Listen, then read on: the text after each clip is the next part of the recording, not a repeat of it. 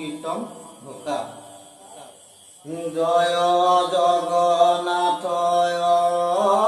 নাথ বন্ধু মাধৱ মুকুন্দ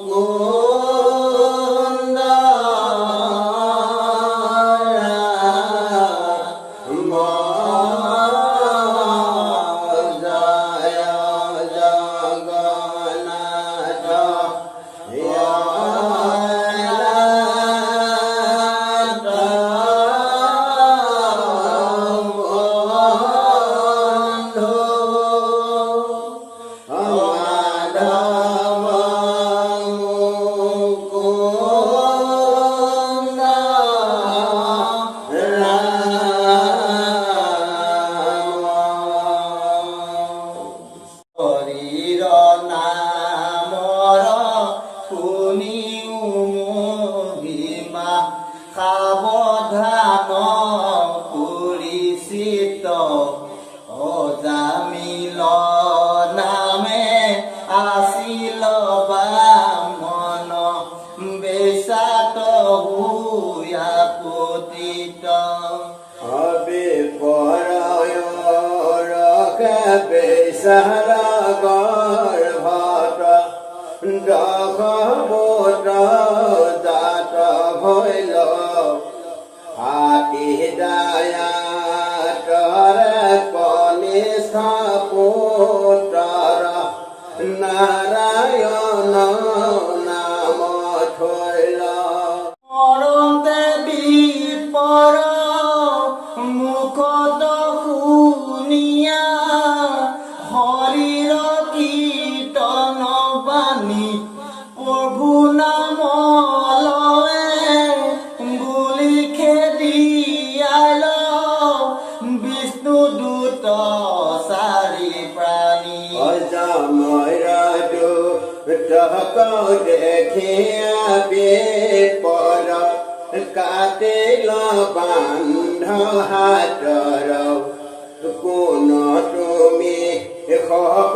বুলিয়া পুছয় ডৰিয়া যম কিংকৰ সবাৰু সুন্দৰ শ্যাম কলে বৰ পীত বস্তে আতি ৰঞ্জে চাৰিওপশন বদন মণ্ডলে পূৰ্ণ চন্দ্ৰমা গঞ্জে পদ্মপদ সম আয়ত লোচন ভৱ যোগে কৰে কান্তি নাকাতিল ফুল অধৰ ৰাতুল দান্ত মুকুতাৰ পান্তি কিৰীতি কৰে নাত মকৰ কুণ্ডল দুলে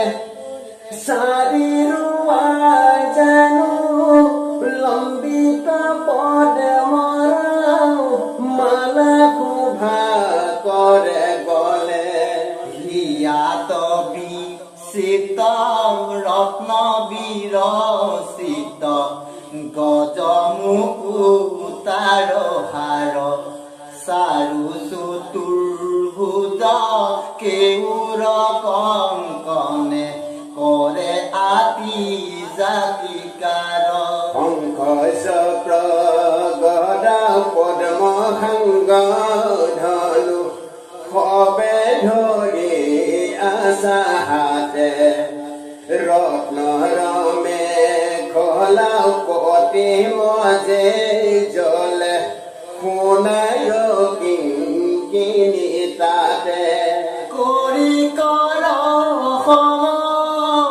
উৰুণি ৰূপম পাৱন পদ্ম কুশ সমান বয়স চাৰি কোটে খন্তে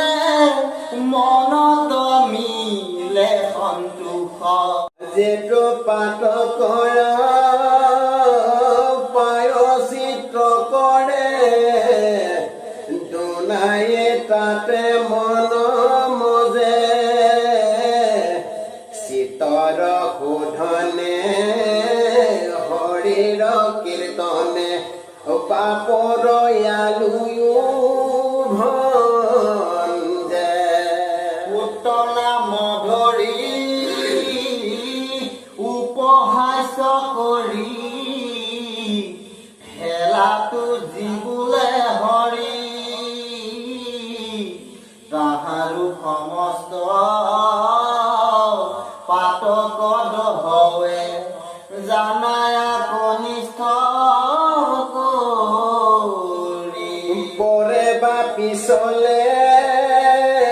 সৰ্পে বা দংশয় জ্বৰে তাপে পীড়া কৰে এতে কতে যদি হৰি নাম লয় যাম যাতনা কুত্ৰে কৃষ্ণ